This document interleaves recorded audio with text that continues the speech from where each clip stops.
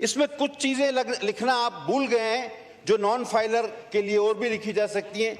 ये अपने बच्चों का खतना नहीं करा सकते, और अगर ये रिश्ता मांगेंगे तो इनको कोई रिश्ता नहीं देगा, ये समोसे खरीदेंगे तो साथ में चटनी नहीं मिलेगी, और ये दो पैरों का इस्तेमाल नहीं कर सकते, एक पैर से लंगड़ा के चलेंगे ताकि दूर से पता चले कि ये नॉन फाइलर जा रहा है। तो सर ये तमाम चीजें जो है ये मैंने आइन के वो आर्टिकल भी बताए जिसके ये खिलाफ है। मुझे एक बात सर आज ये मिनिस्टर साहब बताएं, अगर नॉन फाइलर बैंक अकाउंट नहीं खोल सकता तो वो अगर कोई नया नौजवान आए वो कहता है मैं कारोबार करना चाहता हूं, उसको कोई उधार देता है, तो अब वो पहले बैंक अकाउंट ही नहीं खुलेगा, वो कोई चीज खरीद नहीं सकता, तो वो मुझे बताएं वो दुकान कैसे खरीदेगा, वो कैसे शुरू करेगा अपना कारोबार। इसका क्या तरीकेकार है कि कोई नया आदमी अगर अपना बिजनेस शुरू करना चाहे तो पहले तो आप कहते हैं कि अच्छा तो नॉन फाइलर नहीं होता, अभी तक तो बेरोजगार था, अब वो फाइलर बनने जा रहा है तो वो बैंक अकाउंट नहीं खोल सकता, वो कोई चीज खरीद नहीं सकता। ये क्या अकलमंदी है? ये कौन सी मतलब किसने बनाया है ये बजट? और नया आदमी तो अब कोई काम शुरू ही नहीं कर सकता, यानी नौकरियां आप देंगे नहीं, कोई शख्स कारोबार शुरू नहीं कर सकता, शुरू करेगा तो उसको गिरफ्तार कर लिया जाएगा, अगर उसने कारोबार शुरू भी कर लिया तो उसके सर पे कोई आके खड़ा हो जाएगा कि देखो ये कमा रहा है या नहीं कमा रहा, और अगर वो आपकी तवक्को जो 130% है उसके मुताबिक नहीं कमा रहा तो इसको अंदर करो और इसके अकाउंट जब्त कर लो। खुदा के वास्ते ये किसी दुनिया में किसी और मुल्क में है? और उसको सुनवाई का कोई हक भी नहीं। अब आगे चलें सर, ये 138 और 140 टैक्स की वसूली, अब ये टैक्स की वसूली कम और बत्तागिरी ज्यादा है सर। मेरे ख्याल में रिकॉर्ड टूटने वाला है आप लोगों का। ये कुछ मखसूस हालात में, जिस तरह हमारे साथ कराची में होता था, नोटिस दिए बगैर ही अकाउंट्स मंजमत और रकम निकाल लेगी एफबीआर, यानी नोटिस नहीं देगी, अकाउंट्स मंजमत कर देगी और रकम निकाल देगी। सर ये 104 आपका आर्टिकल है मुंसिफाना ट्रायल का कॉन्स्टिट्यूशन में, ये उसकी शदीद खिलाफ वर्जी है सर। ये कारोबारी अफराद को टोटल एफबीआर के रहमो करम पर करता है।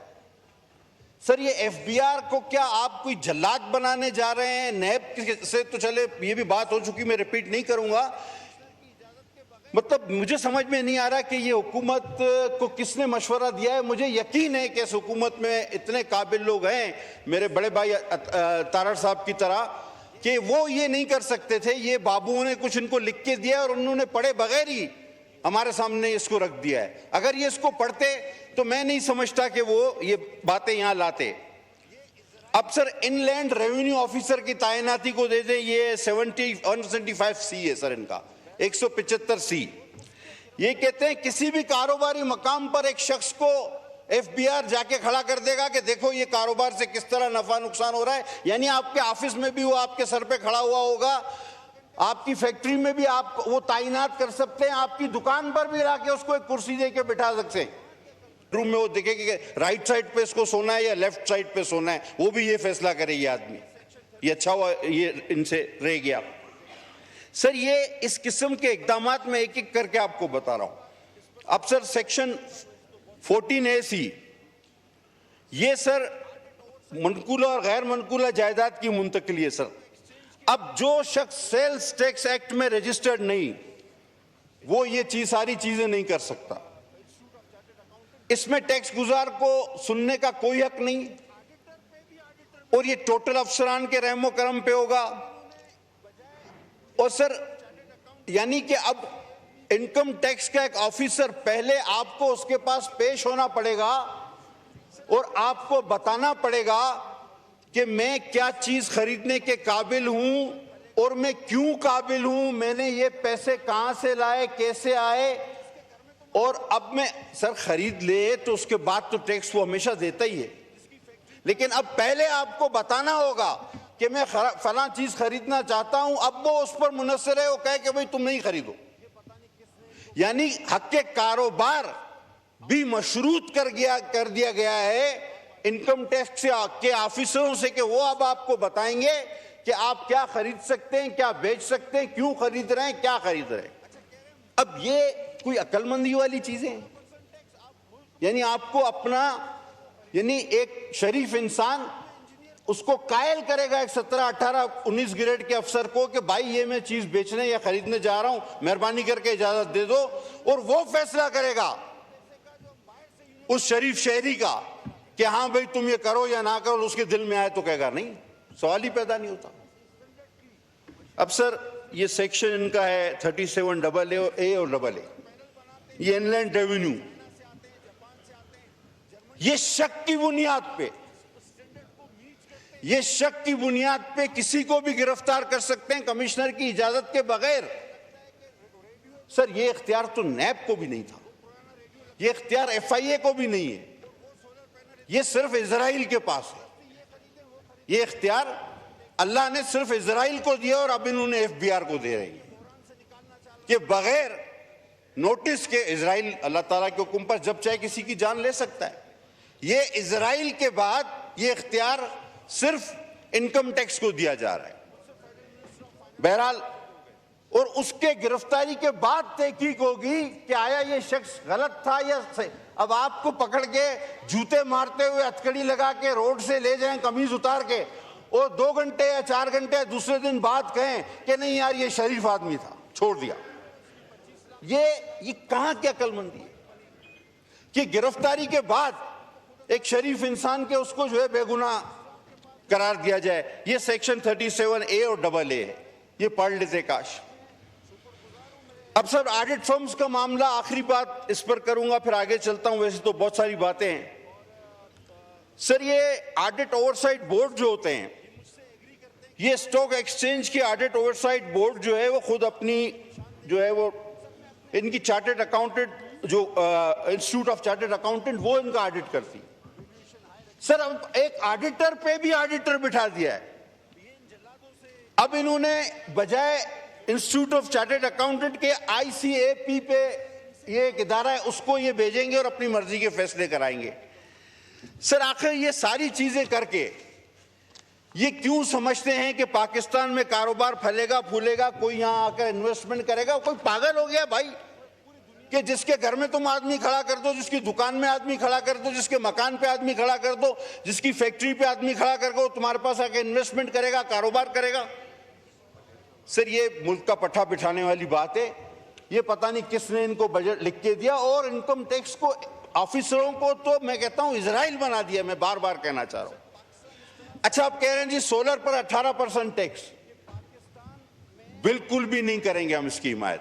अच्छा कह रहे हैं इंपोर्ट पर 18% टैक्स, आप मुल्क में जो है वो सोलर जो है वो खरीदे। वो भाई आपने मुल्क में इंजीनियर कौन से पैदा किए हैं, वो कौन सा इतना अच्छा सोलर पैनल बना रहे हैं? सर अगर पाकिस्तान में बनने वाला पैनल 5 यूनिट पैदा करता है तो उतने ही पैसे का जो हम बाहर से यूनिट मंगाते हैं वो 100 यूनिट पैदा करता है।